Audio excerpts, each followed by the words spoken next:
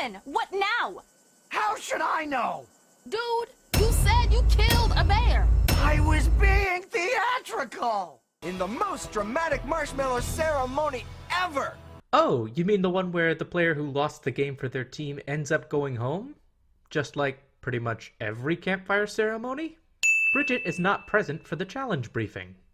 The maps vary in size throughout the entire episode. When Duncan and Heather hold them, they're about the size of a typical 8.5 by 11 piece of paper. When Courtney and Trent hold them later on, they're easily twice or even 3 times as big. For a few frames, the Killer Bass's map is doubled. All you have to do is spend one night in the woods. First team back for breakfast wins invincibility. I'll go into this a bit more later on, but this challenge is set up pretty dang poorly. The actual challenge is to survive one night in the woods with limited supplies.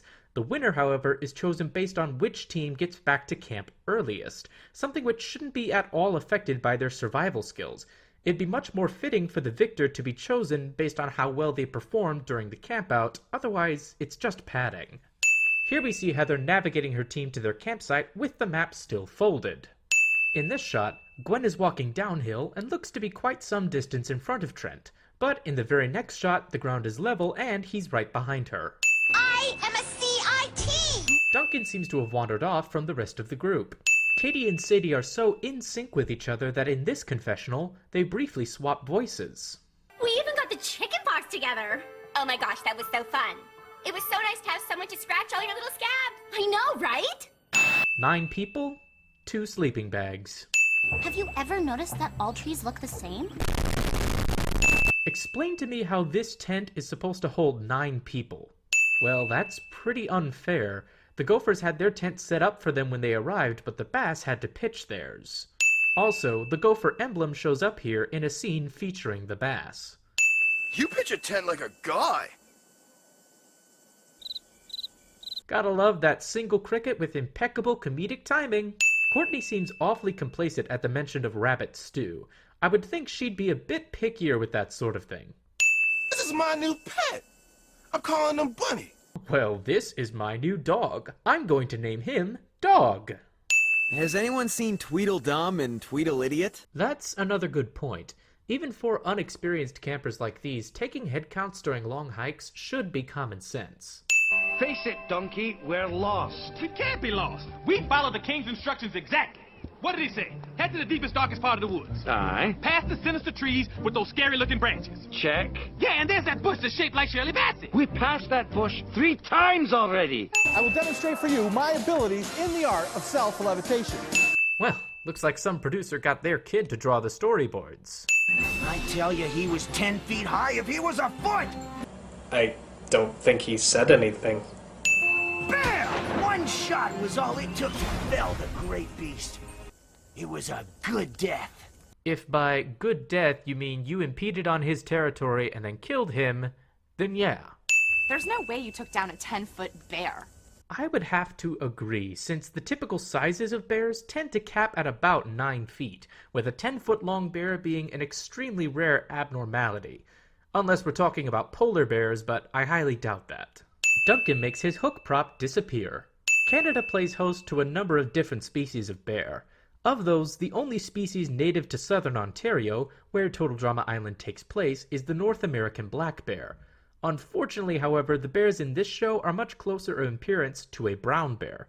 And no, I'm not just saying that because of its color. Despite their name, both black bears and brown bears can actually be a variety of colors. Instead, the most noticeable physical differences distinguishing a brown bear from a black bear are their longer, straighter claws, generally larger size, concave facial structure, large incisors and canine teeth, and a well-defined hump above the front shoulder blades, all of which are clearly represented in this specimen. The trees! Climb into the trees! Believe it or not, bears actually can climb trees. They don't do it very often because they don't usually have a need to, but if that bear really wanted to attack them, we'd have some dead teenagers on our hands. This is all your fault! If you hadn't been growling like that, we never would have attracted him to our sight! Making noise is actually one of the best ways to prevent a bear encounter in the first place.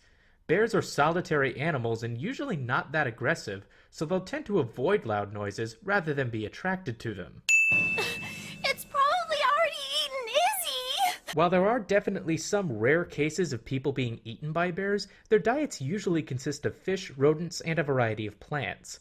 Bears are omnivores and can eat just about anything, but they'll only do so if their normal prey is scarce or unsafe to eat. And seeing how Owen was able to catch a good number of fish earlier that day, that's clearly not the case. While they were in the tree, Owen was perched above Heather, Trent, and Gwen. So, in order to slide down the tree like he just did, Owen must have phased through them. Also, I don't like to harp on this sort of thing, but where were you keeping a bear suit this whole time? Harold is apparently content to sleep with his glasses on. These fish somehow went from scaled, gutted, and beheaded back to their normal fishy selves. Things could not possibly get worse! Oh! Oh! Oh, beautiful! The animators recycled this same shot of the gophers hiding in the tree from the previous scene. I know this because the branch Lashana fell from is no longer broken, and Izzy, who should be with the group now, isn't. Lashana's shirt is missing half its kumquats. If it was raining all night, how does their fire pit still have smoke coming from it? Well, I think it's safe, guys. The bear's gone. Wouldn't you have known that before you came down out of the tree? A bird lands on the tent, which is clearly behind Owen. When the bird falls, however, it manages to land in front of him. And now here comes the tirade, because this is the first of a number of challenges from this season that are fundamentally flawed in execution. The end result of this challenge was determined by who got back to camp first, with no other factors being weighted into the decision. This completely voids the purpose of the night in the woods, and outside of Katie and Sadie getting lost, all 15 minutes of screen time spent on that part of the challenge were utterly worthless in the grand scheme of the game. Also, because both teams were fully aware of this challenge's backwards rules, I struggle to believe that neither team would try to exploit them. For example, what was stopping either team from heading back to camp at 4 o'clock in the morning? Sure, they wouldn't have much sleep, but they'd win the challenge. Why was everybody just lounging around that morning instead of heading back to camp? Even assuming that they were forced to begin the hike at the same time, why wouldn't either team try to mark their path to make it easier navigating back? Had Katie and Sadie not miraculously gotten lost, this whole challenge would have been a complete wash. Oh, you mean Katie and Sadie? I'm pretty sure they got eaten by wolves last night. Well, that's nice to know. 2 of your teammates go missing, and rather than go look for them, you just assume they're dead. Courtney is clearly standing some distance in front of Duncan in this shot, only for them to be right next to each other in this one. Alright, so during my video on Not So Happy Campers Part 2, I gave the episode a sin for the hot tub they built in that episode never making another appearance afterward. Well, now I get to eat those words because lo and behold, here it is. So while this won't really make up for that mistake, in the spirit of fairness, I'll remove one sin from this episode for proving me wrong. But then I'll go ahead and add that sin right back because Izzy is wearing her normal outfit and not her swimsuit. I've never been anywhere without Katie! Not even the womb?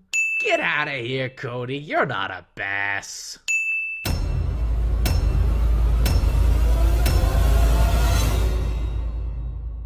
That was pretty harsh.